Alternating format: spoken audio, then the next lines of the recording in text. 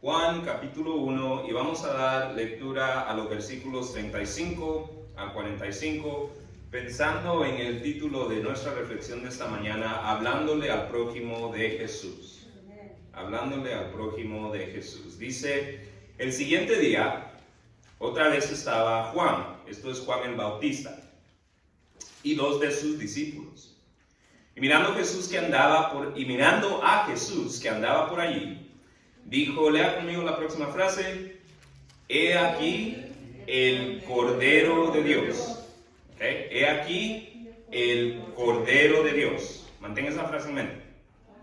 Versículo 37, le oyeron hablar los dos discípulos y siguieron a Jesús.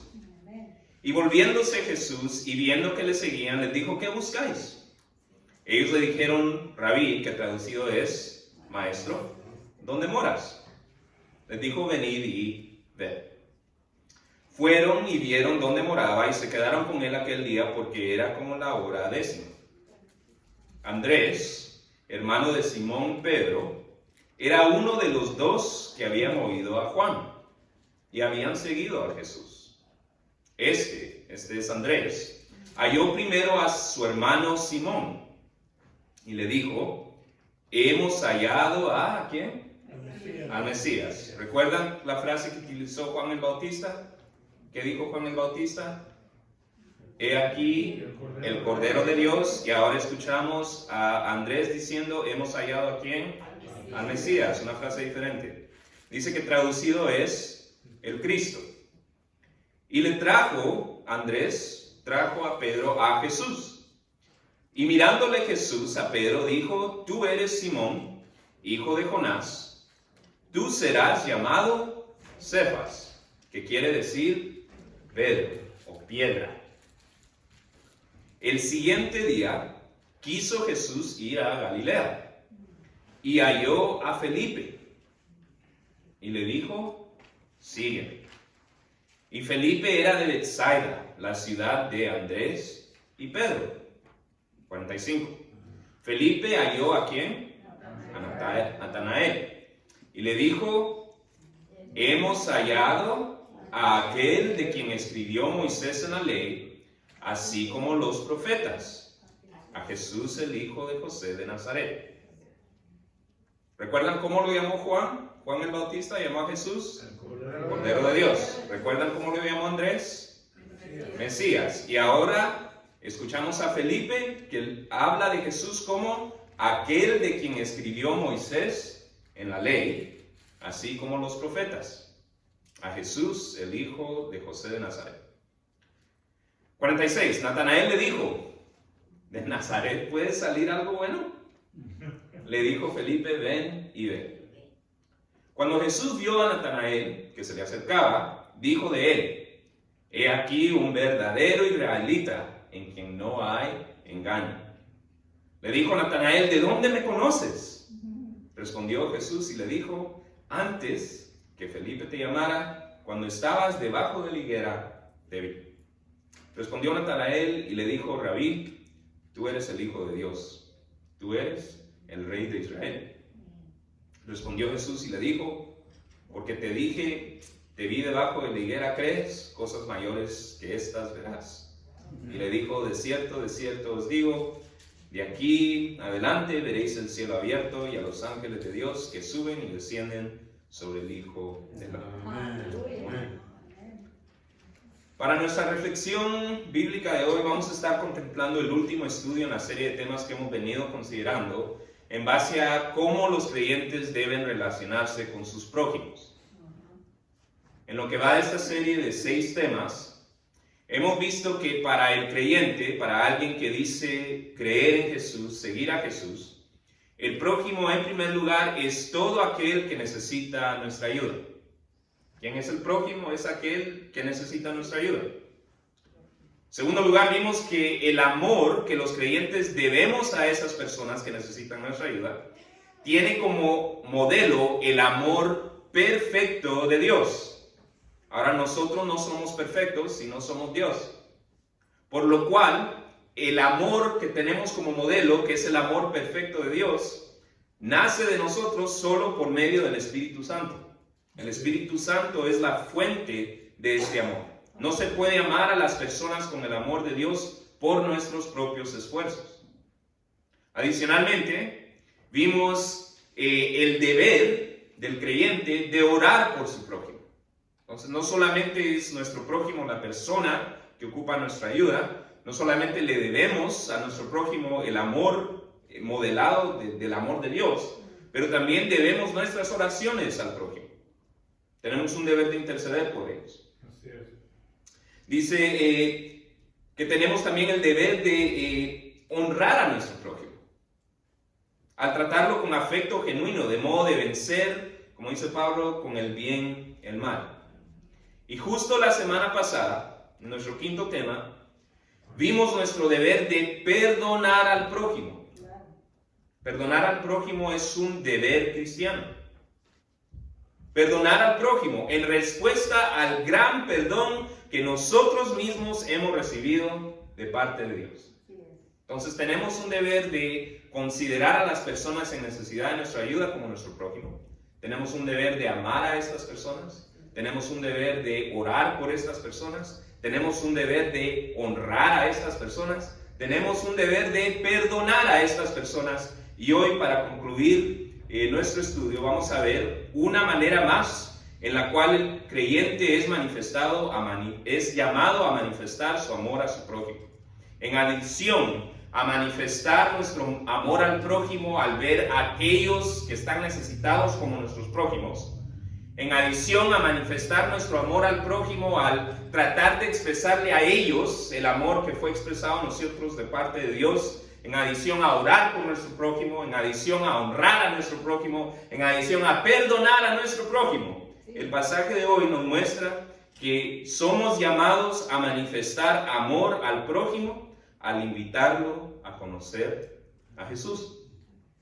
En otras palabras, el creyente tiene el deber de hablar a sus prójimos de Jesús. Desde la perspectiva de la fe, hablarle a alguien de Jesús es el mayor bien que se le puede hacer a una persona. Ahora bien, el deber del creyente de hablar de Jesús está establecido en varias porciones bíblicas. Y este pasaje no es la excepción en cuanto a mostrarnos la manera en la cual el acto de seguir a Jesús va de la mano con el acto de hablar de Jesús. Entonces, aquí vemos a dos seguidores. No es necesario un análisis demasiado profundo aquí para ver que vemos dos seguidores de Jesús. Vemos a Andrés y a Felipe, que su acto de seguir a Jesús va de la mano con un acto de hablarle a un prójimo de Jesús. Andrés le habla a Simón Pedro, su hermano, y Felipe le habla a su amigo Natanael. Por lo tanto, en vez de usar este pasaje para argumentar lo que creo yo que se ve bastante claro ahí, que seguir a Jesús va de la mano con el hecho de hablar de Jesús, me gustaría en vez enfocarme en cómo la manera en la cual los seguidores de Jesús en este pasaje hablan de Él a sus prójimos puede enriquecer nuestro entendimiento en cuanto de cómo nosotros podemos hablar a nuestros prójimos de Jesús. Creo que el pasaje establece bastante claro. Seguir a Jesús va de la mano con hablar de Jesús. Entonces miremos cómo los seguidores de Jesús en este pasaje hablan de Él, para ver si eso puede enriquecer nuestro entendimiento en cuanto a cómo nosotros podemos hablar a nuestros prójimos de Jesús. Con esto en mente, miremos cómo este pasaje nos muestra que podemos hablar a nuestros prójimos de Jesús. Lo hace en primer lugar al mostrarnos que los seguidores de Jesús en este pasaje hablan de Él al contarles a sus prójimos la manera en que Jesús ha satisfecho una necesidad esencial de interés común. Tanto Andrés como Felipe, los seguidores de Jesús que vemos en estos pasajes, hablan de Jesús a sus prójimos al contarles a sus prójimos la manera en que la persona de Jesús había satisfecho una necesidad esencial de interés común. Leamos el texto Empieza el versículo 35. El siguiente día, otra vez estaba Juan, este es Juan el Bautista, ya hemos dicho eso, y dos de sus discípulos. Y mirando a Jesús que andaba por ahí, dijo, he aquí el Cordero de Dios. Juan el Bautista se refiere a Jesús con la frase, el Cordero de Dios. Le oyeron hablar los dos discípulos, y estos dos discípulos empezaron a seguir a Jesús. Eran discípulos de Juan, y al oír el testimonio de Juan empiezan a seguir a Jesús, al Cordero de Dios. Y volviéndose Jesús y viendo que le seguían, les dijo, ¿qué buscáis? Ellos le dijeron, Rabí, que traducido es maestro, ¿dónde moras? Él les dijo, venid y ved. Fueron y vieron dónde moraba y se quedaron con él aquel día, porque era como la hora 10. Andrés, hermano de Simón Pedro, era uno de los dos que habían oído a Juan y habían seguido a Jesús. Entonces, para repasar, está Juan el Bautista con dos de sus discípulos. Uno de ellos es nombrado aquí, se nos dice que su nombre es Andrés. El otro no es nombrado. Los comentaristas bíblicos sugieren que es el que está escribiendo el Evangelio, que es Juan mismo. Entonces, se nos nombra a Andrés, y lo que notamos es que Andrés, tanto como este otro discípulo que no ha sido nombrado, empiezan a seguir a Jesús. Tanto así que ven dónde él se está hospedando y se quedan ahí con él. ¿Okay? Entonces, aquí viene el enfoque en uno de estos dos seguidores de Jesús, y lo que vamos a ver es cómo este primero de dos ejemplos nos muestra cómo seguir a Jesús va de la mano con hablar de Jesús. Y en particular, vamos a ver cómo Andrés habla de Jesús a su prójimo, al contarle a su prójimo la manera en que Jesús ha satisfecho una necesidad esencial de interés común. Miremos lo que sucede.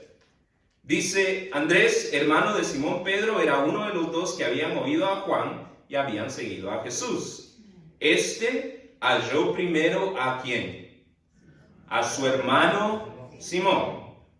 Aquí no se está utilizando la palabra hermano como la utilizamos nosotros. No eran hermanos en la fe. Llegaron a ser hermanos en la fe, pero no eran hermanos en la fe. En este momento la palabra hermano significa que eran hermanos de sangre. Hermanos de sangre, como Juanito y Jacobo. ¿Okay? Entonces dice, halló primero a su hermano Simón y le dijo, ¿qué le dijo? Hemos hallado al Mesías. ¿Recuerdan la frase que utilizó Juan? Cordero de Dios. ¿Qué frase utiliza Andrés? Mesías. ¿Es la misma frase? No. Y tiene una razón. Dice que traducido es el Cristo. Y le trajo a Jesús, y mirándole Jesús dijo, tú eres Simón, hijo de Jonás, tú serás llamado Cefas, que quiere decir Pedro, piedra, roca. El siguiente día quiso Jesús ir a Galilea y halló a Felipe y le dijo, sigue. Y Felipe era de Betsaida, la ciudad de Andrés y Pedro. Felipe halló a Natanael y le dijo, hemos hallado a aquel de quien escribió Moisés en la ley. Ok, ¿cómo lo llamó Juan el Bautista? El Cordero de Dios. ¿Cómo lo llamó Andrés? Mesías. ¿Cómo lo está describiendo Felipe? Aquel de quien escribió Moisés en la ley. ¿Es la misma frase? No. Dice, aquel de quien escribió Moisés en la ley, así como los profetas, a Jesús, el hijo de José de Nazaret. Interesantemente, muchos leen la descripción de Andrés y la descripción de Felipe. La descripción de Andrés, hemos hallado al Mesías. La descripción de Felipe, hemos hallado a aquel de quien escribió Moisés en la ley, así como los profetas. La leen y la consideran básicamente equivalentes. Y hasta cierto punto sí lo son. Sin embargo, cuando consideramos ambas de estas frases más detenidamente, esto es en contexto tanto de las personas que las usaron como de las personas a las cuales fueron dirigidas, creo que veremos que ambas frases estaban comunicando cómo Jesús había llegado a satisfacer una necesidad de interés común, entre Andrés y Simón, y una necesidad de interés común para Felipe y Natanael. ¿A qué me refiero? Comencemos con la primera frase, la frase que usa Andrés. ¿Recuerdan la frase que usa Andrés? Hemos hallado al Mesías.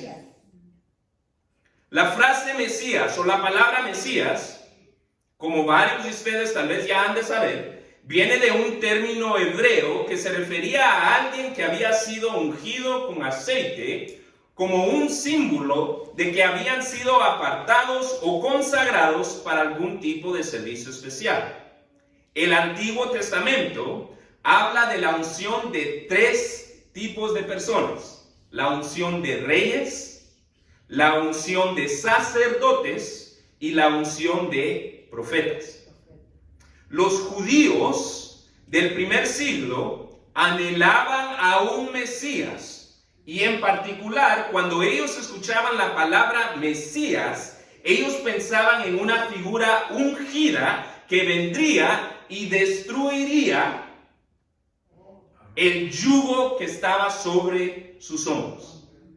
Cuando ellos escuchaban Mesías, lo que ellos escuchaban, lo que ellos visualizaban, era liberación del Imperio Romano y el restablecimiento del reino de la línea real de David. La palabra Mesías tenía una connotación sociopolítica. ¿Ya? Tenía una connotación sociopolítica. Con esto en mente, la declaración hemos hallado al Mesías de parte de Andrés para con Simón era más bien una proclamación de triunfo que comunicaba 2 cosas. Primero, comunica que los aspectos que la palabra Mesías connotaba, como la liberación de la opresión política y económica, y de igual manera el retorno de la prosperidad de una época dorada nacional, que estas 2 cosas eran significativas, tanto para Andrés como para Simón. ¿Por qué? Porque si no era importante para ellos, ¿por qué no usar la frase que escucharon de Juan el Bautista? ¿Cuál es la frase que usó Juan el Bautista? El Cordero de Dios. El Cordero de Dios. Y si vamos un poquito antes, vemos la frase entera. El Cordero de Dios que quita el pecado del mundo. La frase que utiliza Juan el Bautista viene a resaltar otro aspecto del ministerio de Jesús: la liberación del pecado. Ahora, Jesús, en su segunda venida, va a establecer este tipo de liberación sociopolítica. Pero dejemos eso por aparte. Consideremos la acción de Andrés. Andrés, al encontrarse con Jesús, viene y habla con Simón Pedro y le dice: ¿hemos hallado a quién? Al Mesías, a aquel que satisface el interés común que tenemos de liberación sociopolítica, de esta necesidad de interés común. Andrés no usa la frase el Cordero de Dios, y la pudo haber usado, pero la que decidió usar fue Mesías, que llenaba en él una necesidad específica de tener esperanza de liberación de la opresión sociopolítica que estaba viviendo. Entonces, al utilizar la frase Mesías, vemos que para Andrés, tanto como para Simón, era importante el ambiente sociopolítico. Pero en segundo lugar, lo que vemos es que cuando Andrés dice hemos hallado al Mesías, refiriéndose a Jesús, lo que estaba diciendo es: hey, Pedrito, lo que siempre hablamos cuando estamos comiendo, de lo que siempre nos quejamos cuando estamos juntos. De estos romanos que no nos dejan en paz. ¿Sabes quién ha venido a satisfacer esta necesidad? Yo lo encontré, se llama Jesús. Aleluya. Interesante, ¿eh? Interesante, porque él está usando una frase que viene dirigida a una necesidad que él y Simón Pedro tenían en común. Ahora, pensando similarmente, analicemos la otra frase. La frase que utiliza la frase que utiliza Felipe cuando está hablando con Natanael. Cuando Felipe habla con Natanael, le dice: hemos hallado a aquel de quien escribió Moisés en la ley, así como los profetas. Ahora, como algunos de ustedes sabrán, cuando Felipe habla aquel de quien escribió Moisés, se está refiriendo a una parte específica en los escritos de Moisés, algo que vemos en Deuteronomio. Apúntelo si gusta, yo se lo leo. Deuteronomio 18, versículos 15 y 18. En esos versos, Deuteronomio 18, versículos 15 y 18, Moisés profetizó al pueblo de Israel. Le leo la profecía de Moisés. Dice Moisés hablando: profeta.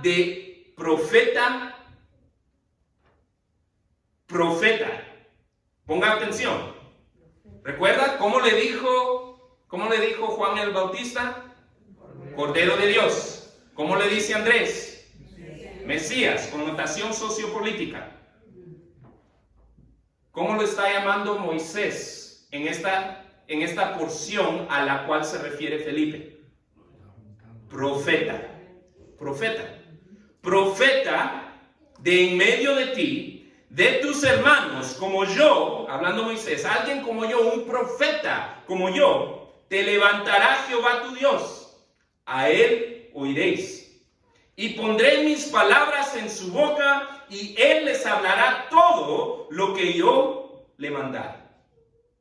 Ahora bien, esta profecía ciertamente estaba considerada por los estudiosos como una profecía mesiánica, es decir, una profecía que tenía que ver con el Mesías.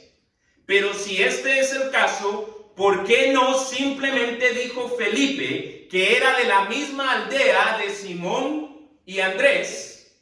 Lo cual se nos dice para comunicar, las aldeas de ese entonces no eran muy grandes. Entonces, si Felipe vivía en la misma aldea de Simón y Andrés, se hubieran juntado, hubieran platicado. Pero ¿cómo manejaban el tema Simón y Andrés? Ellos lo manejaban en términos de un Mesías, pensando en la connotación de Mesías, alguien que viene a liberar esta situación oprimente sociopolítica en la que vivimos. Pero ahora viene Felipe, y para él lo que resalta es el rol de un profeta. Alguien que va a venir a hablarle al pueblo las palabras de Dios. Alguien que viene a hablarle al pueblo las palabras de Dios. Entonces, ¿por qué hace él esa decisión? ¿Por qué no simplemente utiliza la frase Mesías? Bueno, porque lo que le interesaba a Andrés era el rol del profeta. Él estaba buscando un profeta que hablara las palabras de Dios. Felipe, lo que le interesaba a Felipe era este rol de profeta, alguien que viniera a hablar las palabras de Dios. Al usar él la frase, hemos hallado a aquel de quien escribió Moisés en la ley, él demuestra un interés en una figura de un profeta. Lo vemos también con su uso de la frase, aquel de quien escribió Moisés, y quién más, los profetas.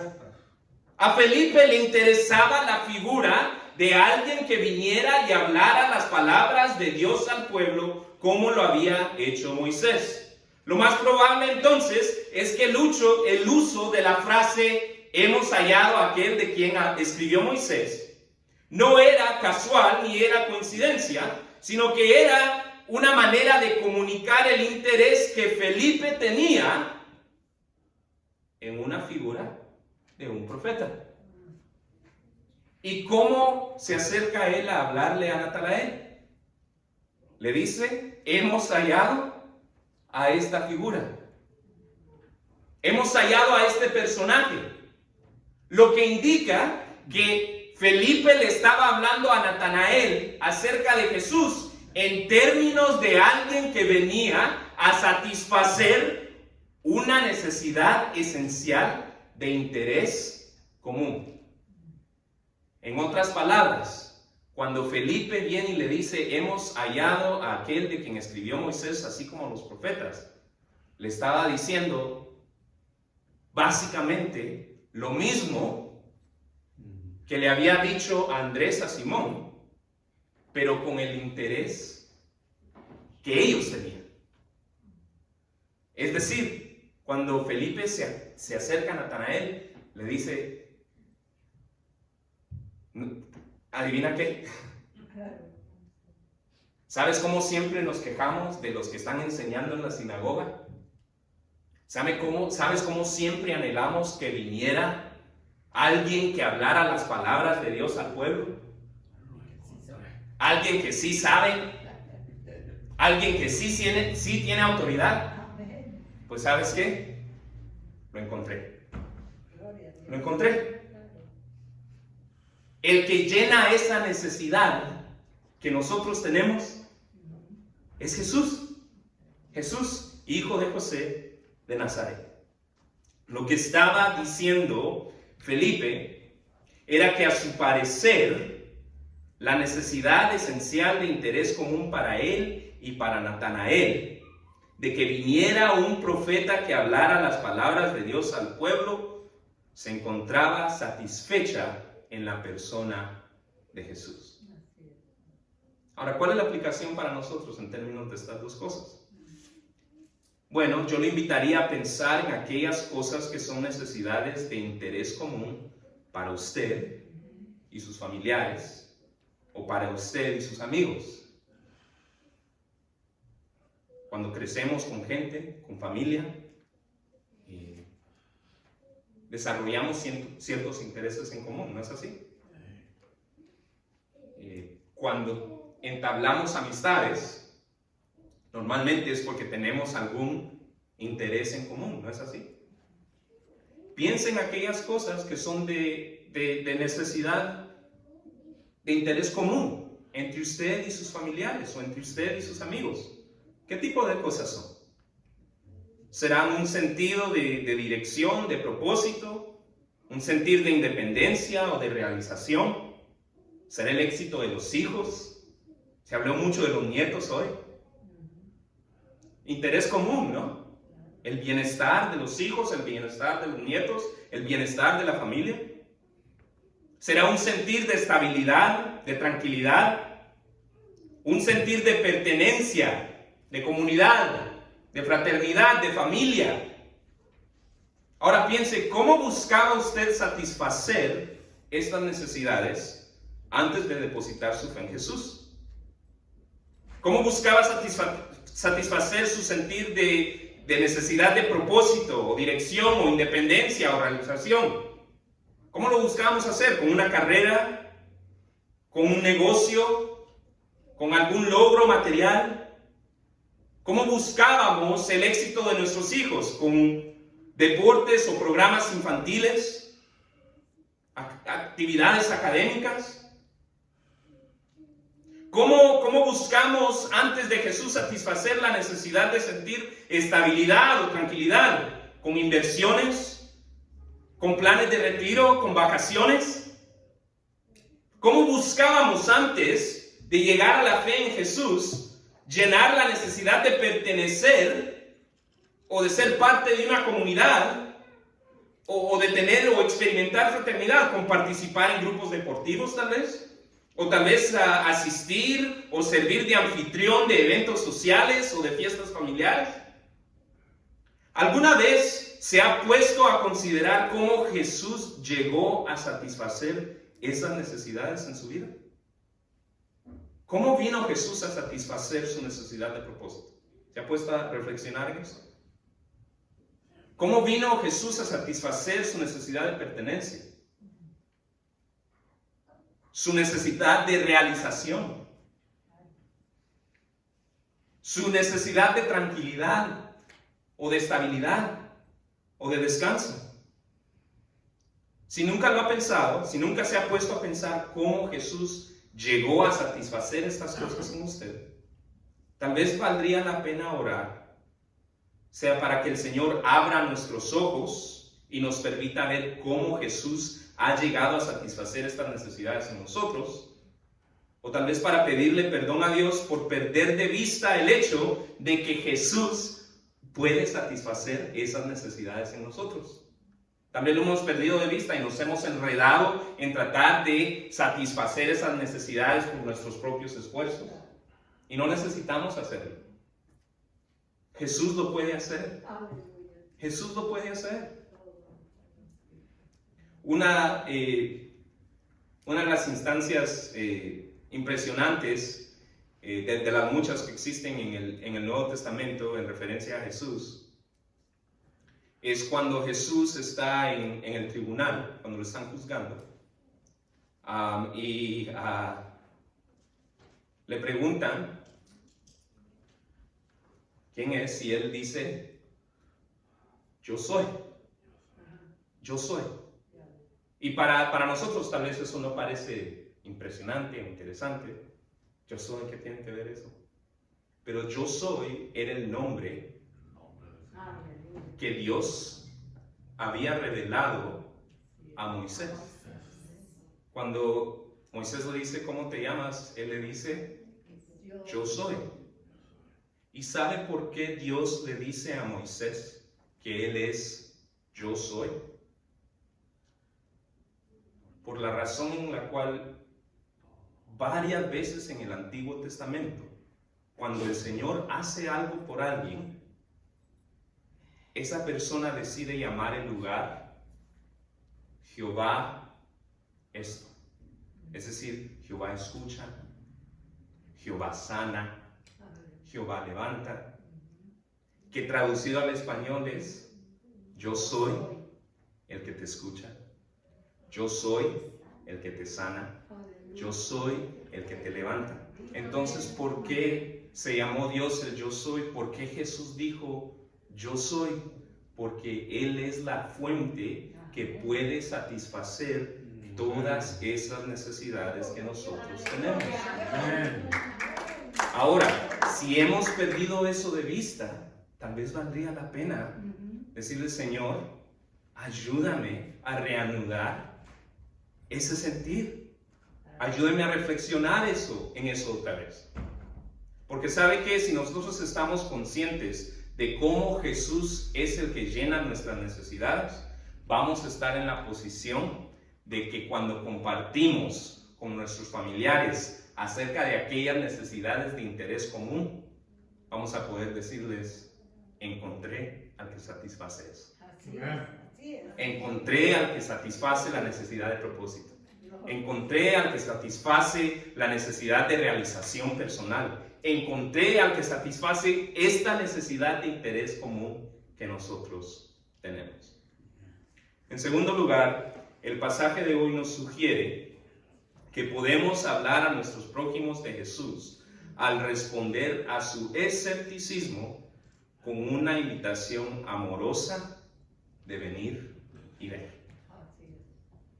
Podemos hablar con nuestros prójimos de Jesús contándoles cómo Jesús ha venido a satisfacer una necesidad de interés común. Pero podemos hablar con nuestros prójimos de Jesús al responder a su escepticismo con una invitación amorosa de venir y ver. En los versículos 46 en adelante, vemos que después de que Felipe le habla a Natanael de Jesús al contarle de la manera en que Jesús era la satisfacción de una necesidad esencial de interés común entre ellos, Natanael responde con escepticismo. A lo cual Felipe responde con una invitación amorosa, una invitación abierta. Vayamos al texto, versículo 46. Estamos entrando justo después que Felipe le dice: aquel profeta que estábamos buscando tú y yo, lo encontré. Se llama Jesús, hijo de José, de Nazaret. Miren la respuesta de Natanael. Natanael le dijo: ¿de Nazaret puede salir algo bueno? Sí, es que al escuchar, hablemos de Jesús a nuestros familiares, contándoles cómo Jesús ha satisfecho esas necesidades de interés común. Nos podemos animar y podemos irle a hablar a un prójimo y decirle: ¿sabes qué? Esa necesidad de interés común entre nosotros, Jesús la satisface. Y después nuestros prójimos pueden responder con: bueno, tal vez para ti. Con escepticismo. Es como que no es para mí. Para mí eso no funciona.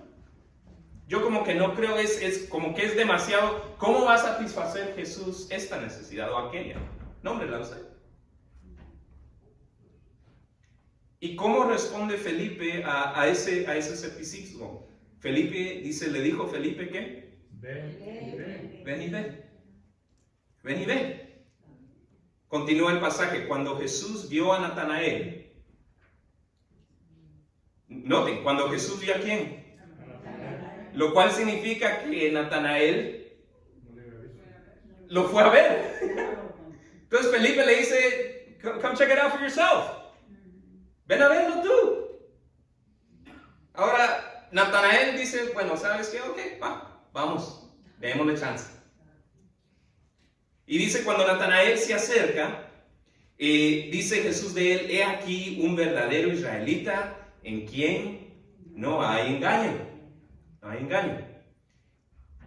Esta frase es interesante. En el lenguaje original sería: he aquí un verdadero israelita en quien no hay Jacob. Jacob, porque la palabra hebrea Jacob significa alguien que engañaba. Jacob era un patriarca. Se le llamó engañador porque salió agarrado del carcañal de su hermano mayor. Eran mellizos. Y cuando sacan a su hermano mayor, Esaú, sale Jacob agarrado del carcañal, como diciendo: soy mañoso. Este se me escapó. Yo quería salir primero. ¿Ya? Entonces le queda el nombre Jacob. Y vemos más adelante que Jacob era mañoso. Era inteligente. Le roba los derechos de la primogenitura a su hermano, aprovechándose de su papá ciego. ¿Ya? Y bien interesante es esta historia, pero Jacob viene y se encuentra con Dios, y Dios le cambia el nombre, y le dice: ya no vas a ser mañoso, ya no vas a ser Jacob, ahora te vas a llamar Israel, que significa gobernado por Dios. ¿Ya? Entonces aquí viene Jesús y le dice: he aquí un verdadero israelita que no es mañoso, en quien no hay Jacob. Natanael dice: ¿de dónde me conoces? Interesante, ¿va? Natanael se la creyó, dijo: bueno, este sí me conoce. Natanael le dijo: ¿dónde me conoces? Respondió Jesús y le dijo: antes que Felipe te llamara, cuando estabas debajo de la higuera, te vi. Y ahora algo acerca de la manera de Jesús, o de cómo le dice esta frase, y vamos a ver un poquito más lo que significa esta frase. Pero algo acerca de esta interacción impacta a Natanael. Y 49 dice: respondió Natanael y le dijo: Rabí, tú eres el Hijo de Dios, tú eres el Rey de Israel. Respondió Jesús y le dijo: porque te dije, debajo de la higuera, ¿crees? Cosas mayores que estas verás. Le dijo: de cierto os digo, y aquí adelante veréis el cielo abierto y a los ángeles de Dios que suben y descienden sobre el Hijo del Hombre. ¿Y saben lo interesante de eso? Que eso es una referencia al sueño que tuvo, adivinen quién, Jacob, cuando el Señor se encuentra con él. Cuando el Señor se encuentra con él, Jacob tiene un sueño de una escalera al cielo, que ángeles subían y bajaban. Entonces Jesús, cuando encuentra a Natanael, le dice: hey, ahí hay un israelita en quien no hay Jacob, en quien no hay engaño, no hay mañoso. Y después hace la referencia al sueño que Jacob tuvo cuando se encontró con Dios. Interesante, ¿verdad? Interesante personaje, Jesús. Ahora, muchos que leen este pasaje consideran de manera negativa el escepticismo de Natanael. Cuando él dice: ¿saldrá algo positivo de Nazaret? ¿Saldrá algo bueno de Nazaret? Muchos piensan: wow, Natanael, ¿qué pasó, man? Aquí viene Felipe y te expresa que esa necesidad profunda de los corazones de ambos, que Jesús la había llenado en su corazón, y tú respondes con escepticismo, ni siquiera le das chance. Sin embargo, creo que al considerar el contexto bajo el cual Natanael expresa su escepticismo más detenidamente, la reacción de Natanael en realidad era bastante razonable. ¿A qué me refiero? Bueno, como ya hemos establecido, parece que Natanael, al igual que Felipe, consideraba la venida de un profeta que le hablara al pueblo de Israel una necesidad importante. ¿Cómo lo sabemos? Porque cuando Felipe le va a hablar, usa la frase: hemos encontrado a aquel de quien Moisés escribió. Moisés escribió de un profeta. Entonces, esto de tener un profeta que hablara las palabras de Dios al pueblo era importante no solamente para Felipe, pero para Natanael. Ahora, vemos que Natanael tenía un interés en eso. Pero en su interacción con Jesús, vemos que Jesús le dice a Natanael que lo había visto debajo de la higuera. ¿Recuerdan esa frase? ¿Cómo me conoces? Y Jesús le dice, antes de que Felipe te llamara, debajo de la higuera te vi. Ahora, esta frase el día de hoy no parece significativa. Es más, si la escucháramos el día de hoy, más bien pensaríamos que la frase se referiría a un momento en el cual Natanael se estaba relajando. Estaba sentado en una silla debajo de la sombra de una higuera. Sin embargo, esta frase tenía un significado muy particular en ese entonces. La frase era parte de un modismo, de un dicho, usado por los hebreos desde la antigüedad. Debido a que no se podían cosechar higos de una higuera recién plantada, sino después de algunos años, el acto de sentarse debajo de la higuera significaba un periodo de paz prolongado. Significaba que las plantas no habían sido destruidas debido a alguna guerra o batalla. Esto se ve en el Antiguo Testamento, donde se leen frases como la que encontramos en Reyes, Primera de Reyes 4:25, yo se la leo, que dice: Judá e Israel vivían seguros, cada uno debajo de su parra y debajo de su higuera, desde Dan hasta Beerseba, todos los días de Salomón. Entonces, esta frase debajo de la higuera, en el Antiguo Testamento se refería a un tiempo de paz, de tranquilidad. Y para el Nuevo Testamento, para la era del Nuevo Testamento, que es la era donde Natanael y Jesús tienen esta interacción, esta frase había venido a usarse para referirse al lugar donde hombres interesados en la fe, particularmente rabinos, podían estudiar la ley en paz y tranquilidad. La paz y tranquilidad que les ofrecía la sombra de una higuera.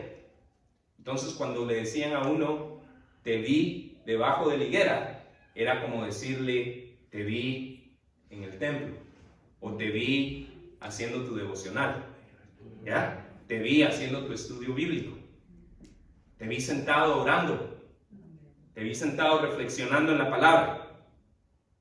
En otras palabras, al Jesús decirle a Natanael que lo había visto debajo de la higuera, lo que estaba diciendo era que él, esto es Jesús, sabía que Natanael era un estudiante dedicado a las Escrituras. Ahora, ¿cómo lo sabía Jesús? No se nos dice.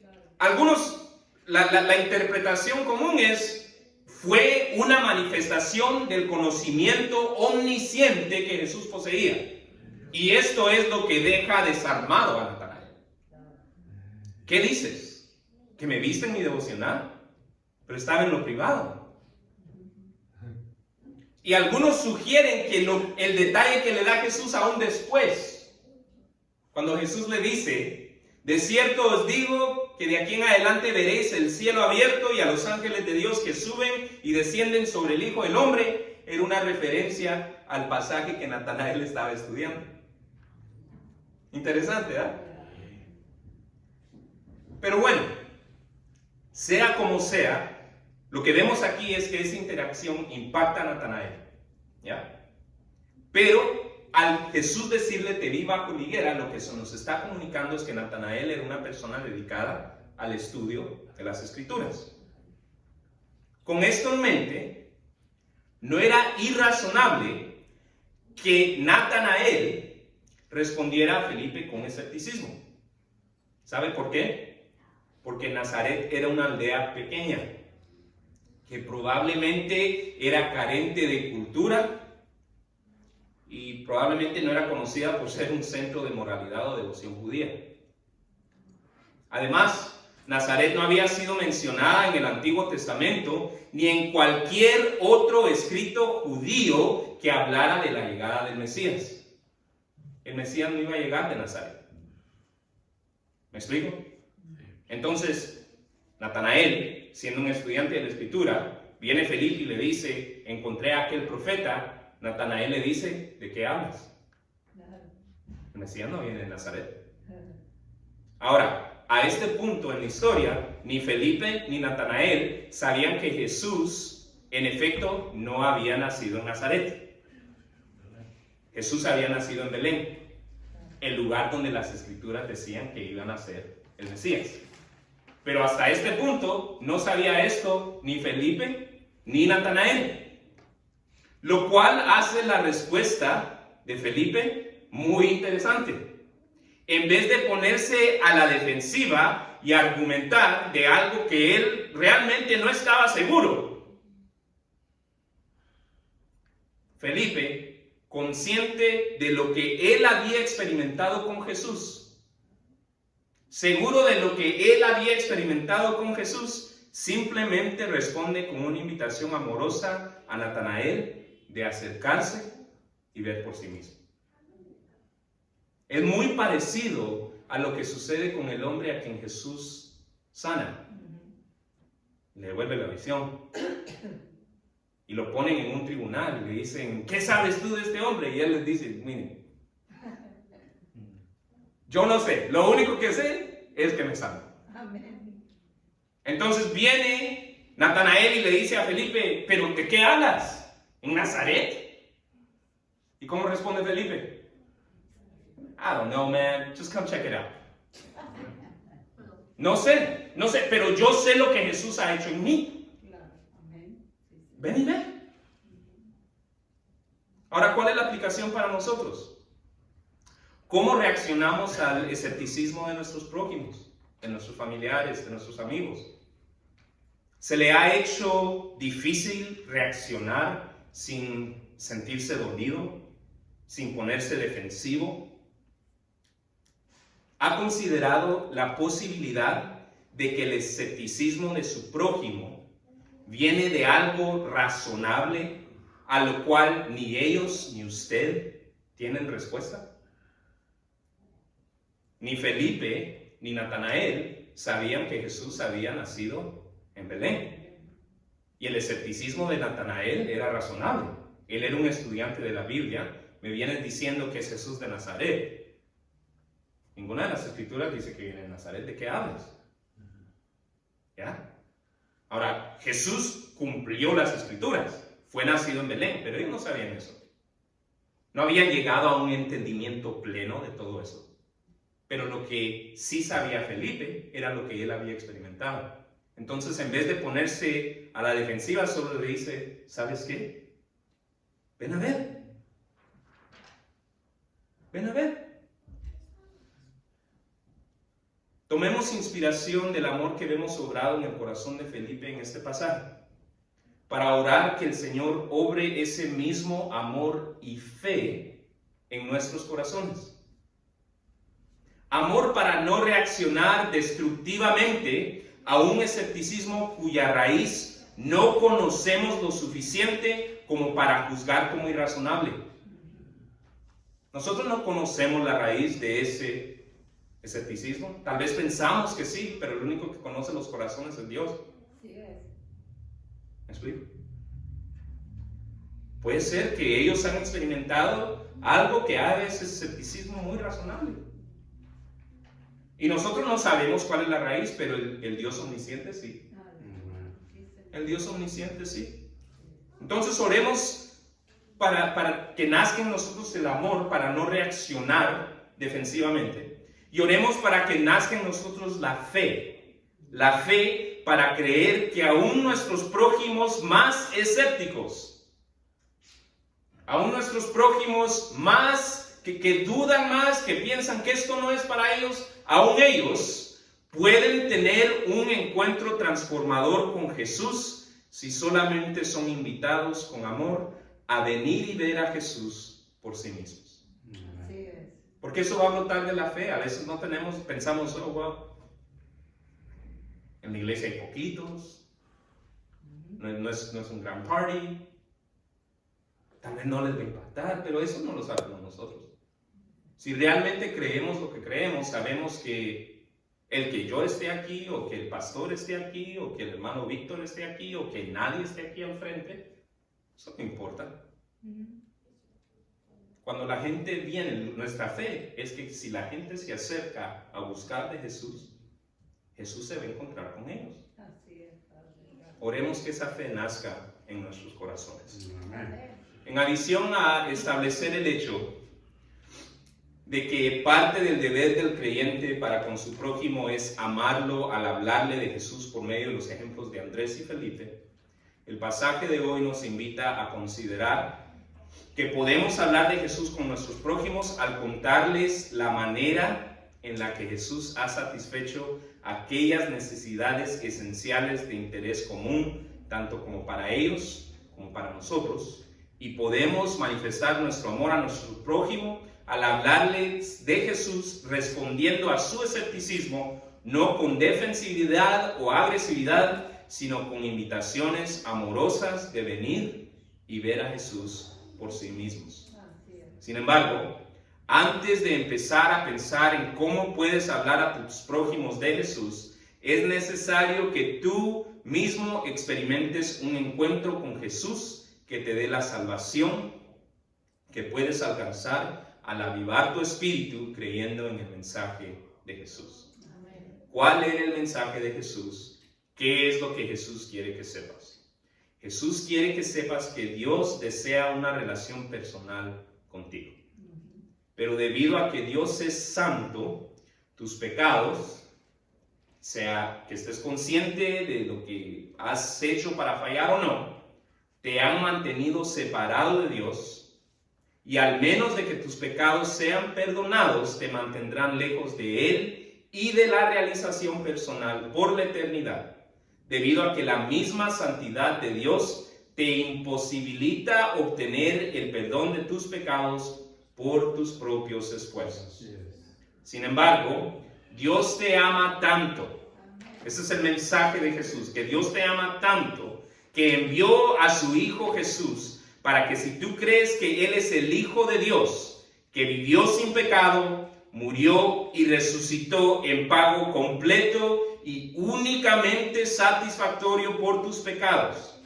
Y si tú lo crees de tal forma que quieres comenzar a vivir la vida para demostrarle lo agradecido que te sientes con Él por darte acceso al perdón de pecados, al darle tú la espalda al pecado. Tus pecados te serán perdonados y tendrás acceso al reino de los cielos. Así es. Jesús dijo: todo aquel que me reconozca en público aquí en la tierra, también lo reconoceré delante de mi Padre en el cielo. Pero al que me niegue aquí en la tierra, también lo negaré delante de mi Padre en el cielo. Esto significa que si tú crees que Jesús es el Hijo de Dios, que vivió una vida sin pecado, que murió y que resucitó en pago completo y únicamente satisfactorio por tus pecados, y si tú crees eso, de tal forma que estás determinado a vivir tu vida intentando demostrarle lo agradecido que estás con Él, Jesús quiere que manifiestes esa decisión públicamente. Lo puedes ir a hacer a cualquier lugar, pero nosotros creemos que uno de los mejores lugares para empezar a confesar tu fe en público es un lugar como este, donde todos vamos a estar alegres de escucharte hacerlo. Por esta razón, si hoy deseas confesar por primera vez que crees que Jesús es el Hijo de Dios que vivió sin pecado, murió y resucitó en pago completo y únicamente satisfactorio por tus pecados, y si quieres confesar que lo crees de tal forma que quieres comenzar a vivir la vida para demostrarle lo agradecido que te sientes con Él al darle tú la espalda al pecado, yo te invito a que cierres tus ojos, que ores al Señor pidiendo perdón por tus pecados, que confieses tu fe en Jesús y que dediques tu vida a Él. Y cuando se acerque el pastor a reiterar esta invitación, que te acerques al frente para que podamos orar por ti. Por otra parte, si ya eres un seguidor de Jesús, si has dicho yo creo en Jesús, yo sigo a Jesús, te invito a que dejes que este pasaje te inspire a orar por claridad, a orar por valor, a orar por amor y a orar por fe. Claridad para poder ver cómo Jesús ha satisfecho aquellas necesidades esenciales de interés común para ti y tus familiares y amigos. Y para notar las oportunidades para hablarles de lo mismo. Señor, dame claridad para ver eso. Valor para tomar esas oportunidades. Señor, dame valor para hablar de ti. Amor para no reaccionar defensivamente al escepticismo cuya raíz no entendemos lo suficiente como para juzgar como irrazonable. El único que conoce los corazones es Dios. Amén. Y fe para creer que el mismo Jesús que ha impactado nuestras vidas puede impactar las vidas de hasta nuestros más escépticos familiares si solamente los invitáramos a probar de Jesús por sí mismos. Amén. Pastor.